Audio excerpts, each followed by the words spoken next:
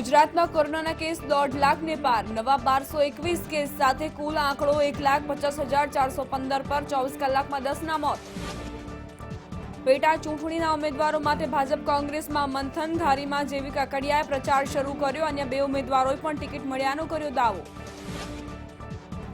ડીસાના ડેઢોલમાં ઘોડે ચડી સરઘસ કાઢનારી કિંજલ દવે અને ધારાસભ્ય મુશ્કેલીમાં. માનવ અધિકાર પંચમાં થઈ ફરિયાદ, પગલાં લેવા માંગ. હાર્દિક પટેલ સહિત 34ને ટંકારા કોર્ટનું તેડું. 2017માં મંજૂરી વિના સભા કરવા બદલ કાર્યવાહી. સોમવારથી કોર્ટમાં રેગ્યુલર ચાલશે કેસ. 30 ઓક્ટોબરે વડાપ્રધાન ગુજરાત આવે તેવી શક્યતા. સરદાર જયંતિ અમદાવાદથી સી પ્લેન મારફતે સ્ટેચ્યુ ઓફ યુનિટી જશે. અમદાવાદના ફાઇનાન્સર અલ્પેશ પટેલની આત્મહત્યા કેસનો મુખ્ય આરોપી પરિવાર સાથે ફરાર. તો મૃતકની ઓફિસના કર્મચારીના નિવેદન લેવાયા.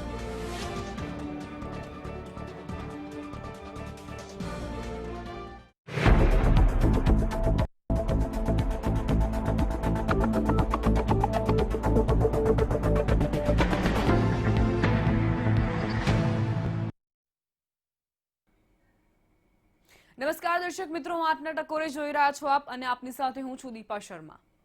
નવરાત્રીના પવિત્ર તહેવારને હવે ગણતરીના દિવસો બાકી છે, ત્યારે માઈ ભક્તો માટે અંબાજી મંદિર પણ તેમને આવકારવા માટે સજ્જ થઈ ગયું છે.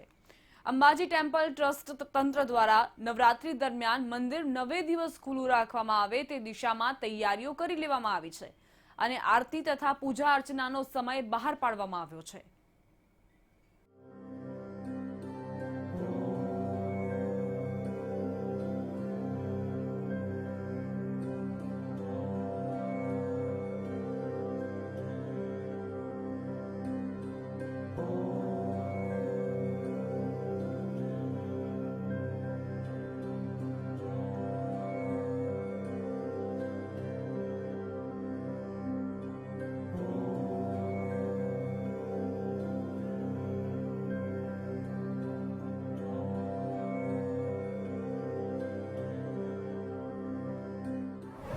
ચૈત્રી નવરાત્રીમાં માતાજીથી રહ્યા દૂર. હવે આસો નવરાત્રીમાં કરો માતાજીની આરાધના. ટ્રસ્ટ દ્વારા મંદિર પરિસરને કરાયું તૈયાર. માં અંબાની આરાધના કરવા માટે યાત્રાધામ અંબાજી સંપૂર્ણ સજ્જ છે. નવરાત્રીના સમયે માતાજીની ભક્તિ કરવા માટે યાત્રાળુઓ અંબાજી પહોંચતા હોય છે અને તેને લઈને જ કોરોના કાળમાં સંપૂર્ણ સાવચેતી સાથે માઈ ભક્ત દર્શન કરી શકે તે હેતુસરના પગલાં મંદિર પરિસરમાં લેવાઈ ચૂક્યા છે. તો બીજી બાજુ ટ્રસ્ટ દ્વારા નવરાત્રીમાં 9 દિવસ માં અંબાની પૂજા અર્ચના અને આરતી માટે સમય નક્કી કરવામાં આવ્યો છે. નોંધનીય છે કે ચૈત્રી નવરાત્રીમાં કોરોનાનું વિકરાળ સ્વરૂપ હોવાના કારણે અંબાજી મંદિર બંધ રહ્યું હતું. નવરાત્રીમાં અંબાજી મંદિરમાં સવારે આરતી 7:30 વાગે, સાંજે આરતી 6:30 વાગે, બપોરે મંદિર 4:15 વાગે બંધ. અંબાજી મંદિર નવરાત્રી દર્શનના સમય: સવારે દર્શન 8 વાગ્યાથી 11:30 વાગ્યા સુધી, બપોરે રાજભોગ 12 વાગે, બપોરના દર્શન 12:30 થી 4:15 કલાક સુધી, સાંજે આરતી 6:30 થી 7 કલાક સુધી, સાંજે દર્શન 7 થી 9 વાગ્યા સુધી. નવરાત્રીની આઠમનું વિશેષ મહત્વ: આઠમના દિવસે 6 કલાકે આરતી. નવરાત્રીમાં માં અંબાનું અંબાજી મંદિર 9 દિવસ ખુલ્લું રહેશે. તેના માટે હાલ મંદિર ટ્રસ્ટ દ્વારા અંબાજી મંદિરના દર્શનનો સમય બદલવાનો નિર્ણય લેવાયો છે. નવરાત્રીની આઠમનું ખાસ મહત્વ હોય છે, જેના કારણે મંદિર ટ્રસ્ટ દ્વારા આઠમના દિવસે સવારે 6 વાગે આરતી થશે. બ્યુરો રિપોર્ટ, મંતવ્ય ન્યૂઝ.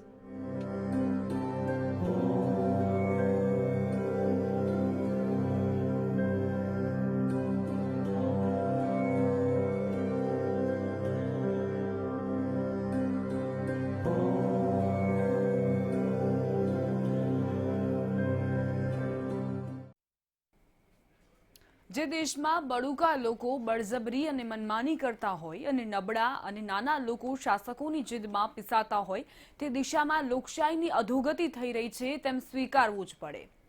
સુરત મનપા તંત્રની આવી જ કાર્યવાહીનો વિડીયો સોશિયલ મીડિયા પર વાયરલ થઈ રહ્યો છે.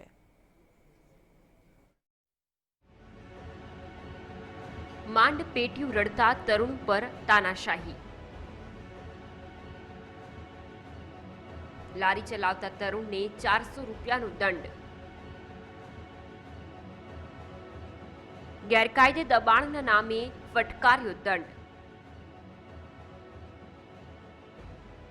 કાર્યવાહી કરો પણ સંવેદના તો દાખવો. માથાભારે સામે કેમ સેવો છો ચૂપકીદી. સોશિયલ મીડિયા પર વાયરલ થઈ રહેલા એક વિડીયોને લઈને લોકોમાં રોષ છે. સુરત મનપા તંત્રએ એક તરુણ પર આખરી કાર્યવાહી કરી દંડ ફટકાર્યો છે. પેટીયું રડવા માટે સુરતમાં લારી ચલાવનાર તરુણે એવી જગ્યાએ લારી ઊભી રાખી હશે જેના લીધે અડચણ થતી હશે. હલકુ લોહી હવાલદારને એ ન્યાયે સુરતના મનપાના ખંધા અધિકારીઓએ માંડ પૂરું કરતા આ તરુણને 400 રૂપિયાનો દંડ ફટકારી દીધો. વિડીયો ઉતારનાર શખ્સને માહિતી અપાઈ છે કે સતત 2 દિવસમાં 2 વાર 400નો દંડ ફટકારાયો છે. સહુ ગુસ્સે છે. તરુણ પણ વિડીયો ઉતારનારની રોકડ મદદ લેવાની ના પાડવાની ખુમારી દર્શાવે છે. સ્લીપ 800 રૂપિયાની સ્લીપ. હવે આ લોકોનો શું ગુનો છે? આ છોકરાને ભણવા દેરી. તું રોવાનું બંધ કર તમે બેટા. જે સ્લીપ ફાડી તો શું થઈ ગયું? રોમાં બેટા તારા કેટલા 400 લીધા ને કે આપવાના છે ને? શું કે છે? હે પૈસા નહીં આપે તો લારી લઈ જાય છે. હાલે 500. હાલે લઈ લે તમે તારે. જા બેટા જોઈએ આની ઈમાનદારી તો જુઓ.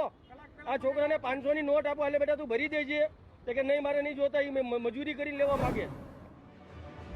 સવાલ એ છે કે સુરત મહાનગરપાલિકામાં શું આ એક કિશોર જ છે જે દબાણ કરતો હતો?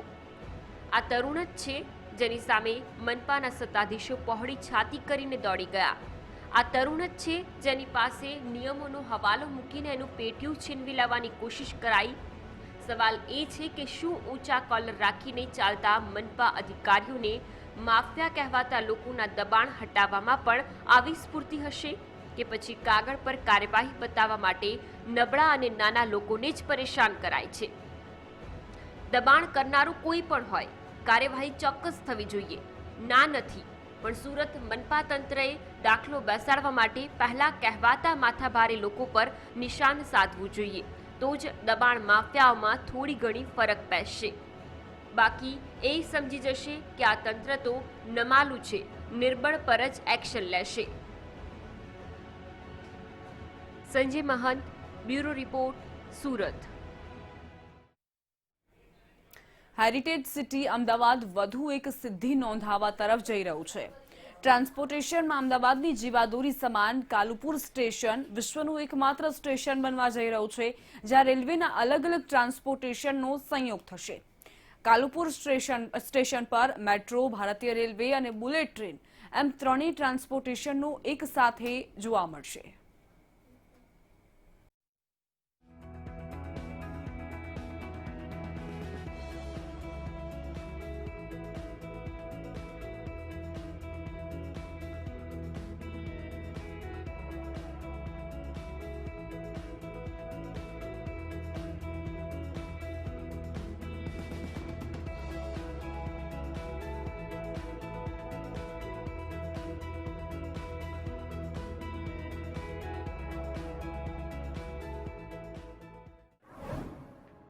ટ્રાન્સપોર્ટેશન હબ બનશે કાલુપુર રેલવે સ્ટેશન.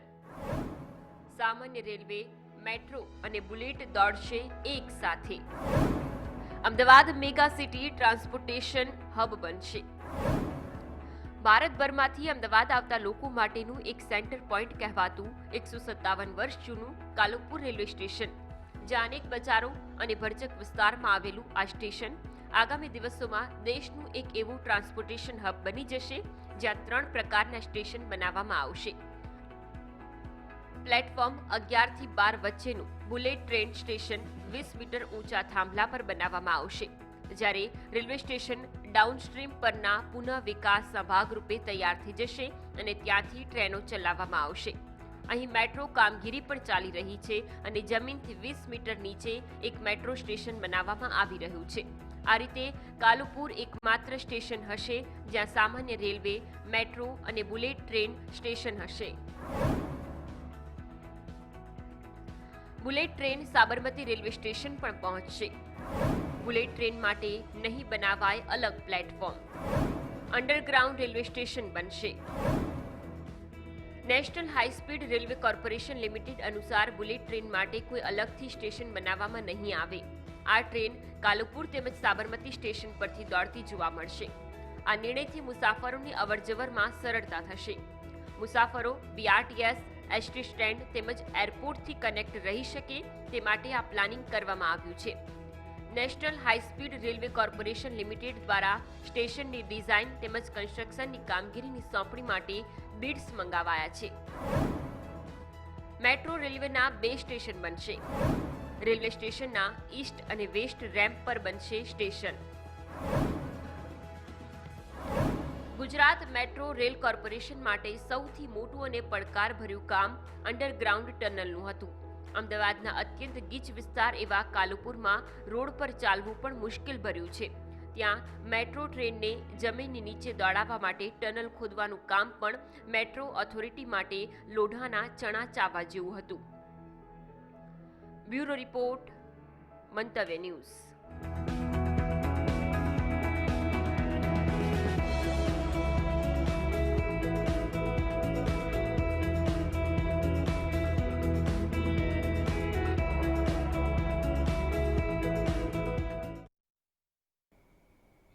શારીરિક વિકલાંગતા બેશક એક કમનસીબી છે, પરંતુ કુદરતે સર્જેલી એક ક્ષતિઓને હસ્તે મોઢે સ્વીકારી જીવનમાં શ્રેષ્ઠતમ સિદ્ધિઓ મેળવવી એ જ છે અડગ મનનો માનવી. સાવરકુંડલામાં રહેતી 35 વર્ષીય યુવતી ભલે જન્મથી જ દિવ્યાંગ હોય, પરંતુ તેમની સાહસિક વૃત્તિને પગલે અનેક મહિલાઓને રોજગારી આપી છે.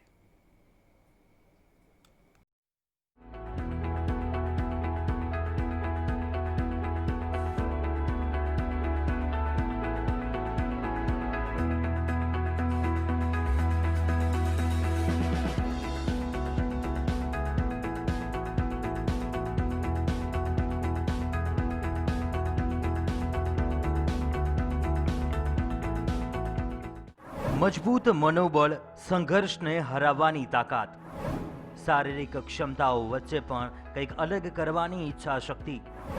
સાવરકુંડલાની દીપાલી ત્રિવેદીની દિલેર દાસ્તાન. કોરોના કાળમાં કર્યું સ્ત્રી સશક્તિકરણનું અદ્ભુત કામ. હૈયામાં હામ હોય, સંઘર્ષો સામે લડવાની હોય તાકાત અને મજબૂત મનોબળ, શારીરિક ક્ષમતાઓ વચ્ચે પણ સમાજમાં કંઈક અલગ કરવાની પ્રેરણા આપે છે. નિરાશા, હતાશા કે નિષ્ફળતાઓને ખંખેરીને ઊંચું લક્ષ્ય હાંસલ કરવાની માનસિકતા સાવરકુંડલાની દિવ્યાંગ યુવતી દીપાલી ત્રિવેદીમાં જોવા મળે છે. જ્યાં ઘણા લોકો કોરોના કાળ જેવા કપરા સમયમાં માનસિક રીતે હારી ગયા હતા, ત્યાં દીપાલી બહેને ઘણી મહિલાને રોજગારી આપીને પ્રશંસનીય કામગીરી કરી છે. મારે પૈસાની કોઈ તાણ નથી, મારે પૈસાની કોઈ જરૂરિયાત જ નથી, મારે પૈસા કમાવા જ નથી. પણ મારી નીચે જેવી સ્ત્રી છે, જે નબળો વર્ગ ગણાય, તો એને હું જો આવક પૂરી પાડીશ તો એના આખા ફેમિલીને સપોર્ટ મળી શકશે.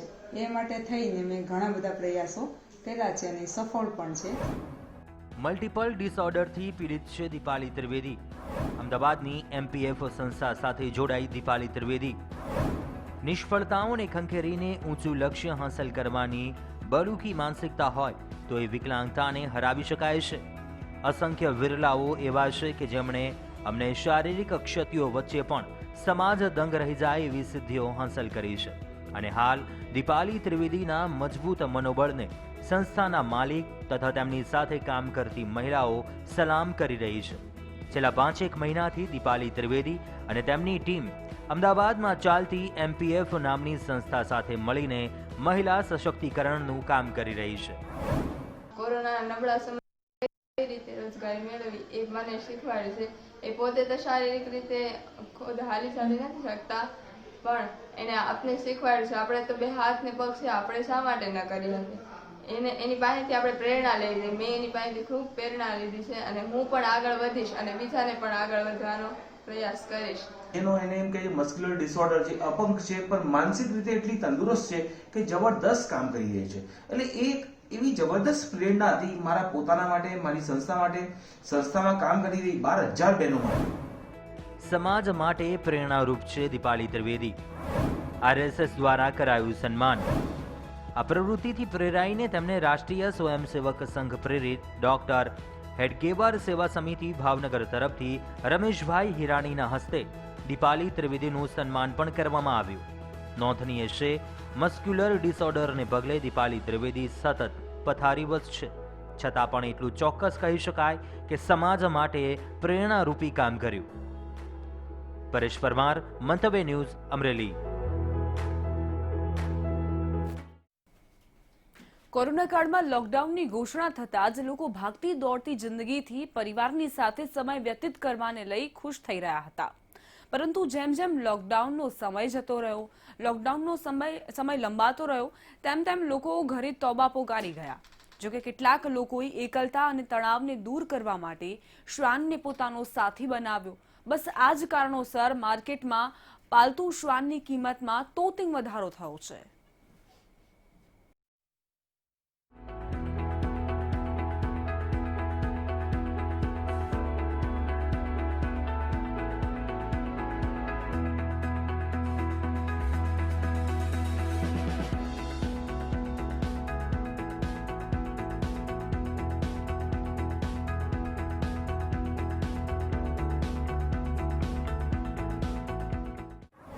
મોંઘેરા શ્વાન.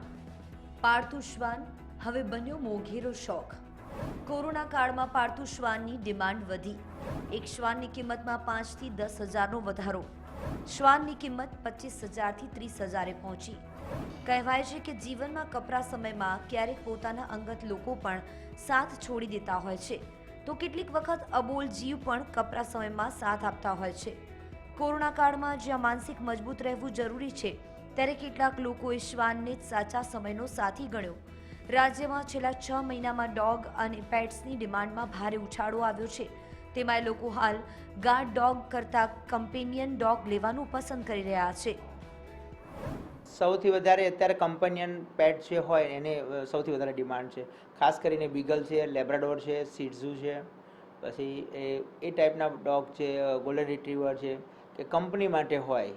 અત્યારે કોઈ ગાર્ડ ડોગની ડિમાન્ડ નથી કરતો કે મને રોટવેલર જોઈએ છે કે જર્મન શેફર્ડ જોઈએ છે. હવે ડિમાન્ડ વધી તો ટ્રેડર્સે વધાર્યો ભાવ.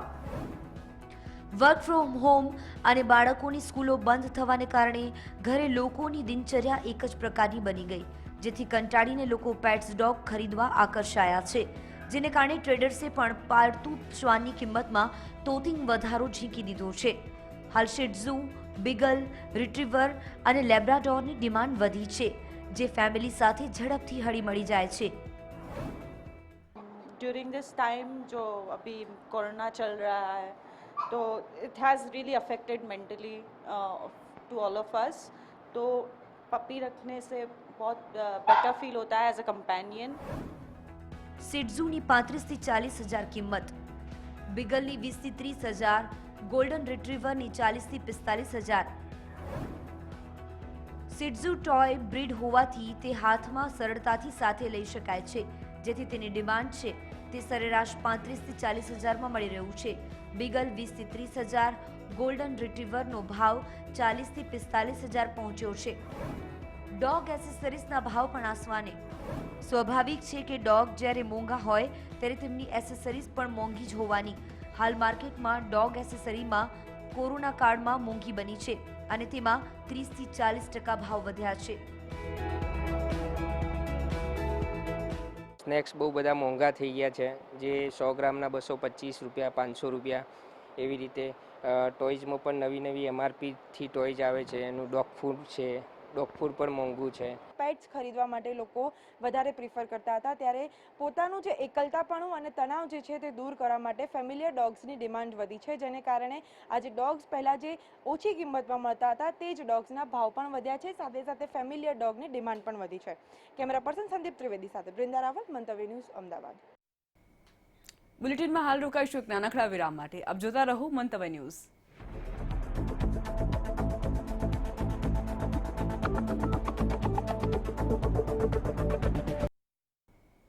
Welcome back. લદ્દાખમાં ભારત અને ચીનની સેનામાં તણાવ વધી જ રહ્યો છે. એક તરફ શિયાળાના પગલે ધીરે ધીરે વાતાવરણ સરહદ પર ઠંડુગાર બની રહ્યું છે, ત્યાં ચીન સતત સરહદ પર સૈનિકોની સંખ્યા વધારી રહ્યું છે.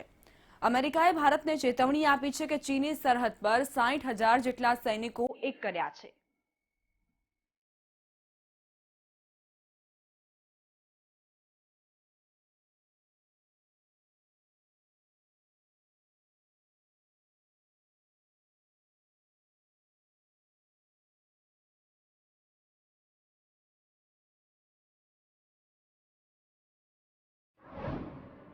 અમેરિકાના દાવાએ ચીનની ખોલી પોલ. લાઈફ ઓફ એક્ચ્યુઅલ કંટ્રોલ પાસે 60,000 ચીની સૈનિક. ચીનના વલણની અમેરિકન વિદેશ મંત્રીએ કરી ટીકા. લદ્દાખમાં ભારત ચીનની સેનાઓમાં તણાવ વચ્ચે અમેરિકન વિદેશ મંત્રી માઇક પોમ્પિયોએ મોટો દાવો કર્યો છે. તેમના કહેવા પ્રમાણે ચીને લદ્દાખમાં લાઇન ઓફ એક્ચ્યુઅલ કંટ્રોલ પર 60,000 સૈનિક તૈનાત કર્યા છે. પોમ્પિયોએ ચીનનું વલણ અને એનાથી ઇન્ડો પેસિફિક દેશોના ગ્રુપ માટે નજરે આવી રહેલા જોખમોને લઈને તેની ટીકા કરી છે. બીજી તરફ અમેરિકન એનએસએ રોબર્ટ ઓબ્રાયને કહ્યું હતું કે હવે સમય આવી ગયો છે કે જ્યારે એ સ્વીકારી લેવું જોઈએ કે ચીન સાથે વાત કરવાનો કોઈ ફાયદો નહીં થાય, કેમ કે ચીન પોતાનું આક્રમક વલણ બદલવાનું નથી. ક્વાડ ગ્રુપની બેઠક બાદ પોમ્પિયોનું નિવેદન. યુએસએ સુરક્ષા સલાહકારે ચીનનું વિસ્તારવાદી કહ્યું.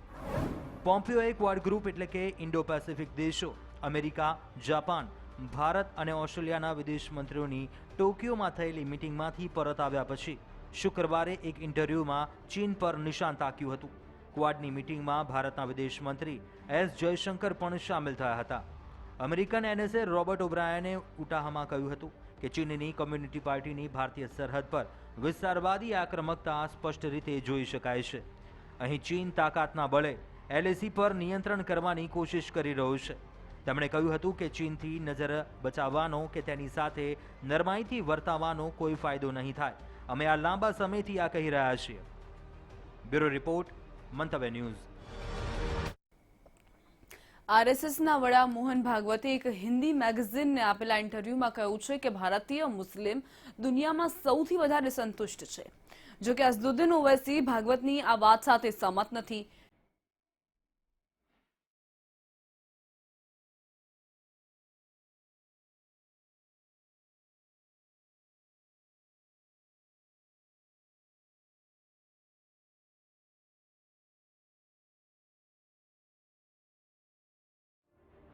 મોહન ભાગવતે ભારતીય મુસલમાનોને કહ્યા સૌથી સંતુષ્ટ. વિશ્વમાં ભારતના મુસલમાન સંતુષ્ટ. બંધારણમાં ક્યાંય એવું નથી લખ્યું કે ભારતમાં માત્ર હિન્દુઓ રહી શકે છે. ભારતના ઇતિહાસમાં જ્યારે પણ ભારતની સંસ્કૃતિ પર હુમલો થયો છે ત્યારે તમામ ધર્મના લોકો ભેગા મળીને તેનો સામનો કરવા માટે ઊભા રહ્યા છે. મોગલ શાસક અકબરની સામેના યુદ્ધમાં મેવાડાના રાજવી મહારાણા પ્રતાપની સેનામાં મોટી સંખ્યામાં મુસ્લિમ સૈનિકો હતા અને તેઓ મોગલ સેના સામે લડ્યા હતા. આરએસએસ સુપ્રીમો મોહન ભાગવતે કહ્યું છે કે દુનિયામાં ભારત જ એક એવો દેશ છે જેની જનતા પર શાસન કરનાર વિદેશી ધર્મ અસ્તિત્વમાં છે. અહીંયા માત્ર હિન્દુ જ રહી શકે છે કે માત્ર હિન્દુઓની જ વાત સાંભળવામાં આવશે? સંવિધાનમાં આવું ક્યાંય લખાયું નથી. वास्तव में हमारा एकमात्र देश है कि जहां पर सब के सब बहुत दिनों से साथ रह रहे हैं. सबसे अधिक सुखी किस देश के मुसलमान हैं? भारत के मुसलमान. दुनिया में कोई देश है कि जहां उस देश के वासियों की सत्ता में दूसरा संप्रदाय रहा जो उस देश का नहीं है और वो अभी तक चल रहा है. ભારતમાં રહેવું હશે તો હિન્દુઓનું વર્ચસ્વ સ્વીકારવું પડશે. મોહન ભાગવતના નિવેદનથી ઓવૈસી લાલઘુમ. મુસલમાન સેકન્ડ ક્લાસ નાગરિક નથી. ભારતથી વિપરીત પાકિસ્તાનમાં ક્યારેય બીજા ધર્મના લોકોને અધિકારો અપાયા નથી. ભારતમાં સંવિધાનમાં એવું ક્યાંય લખ્યું નથી કે ભારતમાં રહેવું હશે તો હિન્દુઓનું વર્ચસ્વ સ્વીકારવું પડશે. આપણે તમામને સ્થાન આપ્યું છે. આ જ દેશનો સ્વભાવ છે અને આ સ્વભાવ જ હિન્દુ સંસ્કૃતિ છે. જો કે ભાગવતના નિવેદનથી એઆઈએમઆઈએમ ચીફ અસદુદ્દીન ઓવૈસીના પેટમાં તેલ રેડાયું છે. તેમણે કહ્યું કે તેમની વિચારધારા મુસલમાનોને સેકન્ડ ક્લાસ નાગરિક બનાવવાની છે. डॉक्टर बाबा साहब अम्बेडकर जो मानते थे कि ये पॉपुलेशन ट्रांसफर होना चाहिए, उन्होंने भी यहाँ मुसलमान रहेंगे तो उनको ट्रांसफर करना पड़े ऐसा संविधान नहीं बनाया. उनके लिए कुछ जगह बनाई. ये हमारे देश का स्वभाव है। इस स्वभाव को हिंदू कहते हैं। पूजा हम किसकी करते हैं इसका और हिंदू का। રામ મંદિર ભારતનું રાષ્ટ્રીય મૂલ્ય. હિન્દુઓનું મનોબળ તોડવા ભૂતકાળમાં મંદિરો તૂટ્યા. મોહન ભાગવતે કહ્યું હતું કે હિન્દુઓના એ વાત સાથે લેવા દેવા નથી કે કોણ કોની પૂજા કરે છે. ધર્મ જોડનારો અને તમામને એક સૂત્ર સાથે જોડી રાખનાર હોવો જોઈએ. રામ મંદિર ભારતના રાષ્ટ્રીય મૂલ્યો અને ચરિત્રનું પ્રતીક છે. વાસ્તવિકતા એ છે કે આ દેશના લોકોના મનોબળને તોડવા માટે મંદિરોને તોડવામાં આવ્યા હતા. લાંબા સમયથી હિન્દુ સમાજ ઈચ્છતો હતો કે મંદિરોનું પુનઃનિર્માણ થાય. રામ મંદિર તોડીને હિન્દુઓ અપમાનિત કરાયા હતા, પણ હવે તેનું પુનઃનિર્માણ થાય તેવી હિન્દુ સમાજની લાગણી છે અને એટલે ભવ્ય મંદિર બનવા જઈ રહ્યું છે. બ્યુરો રિપોર્ટ, મંતવ્ય ન્યૂઝ. આ સાથે જ બુલેટિનમાં અત્યારે બસ આટલું જ. વધુ સમાચારો માટે આપ લોગિન કરી શકો છો મંતવ્યન્યૂઝ.com ની વેબસાઇટ પર. નમસ્કાર.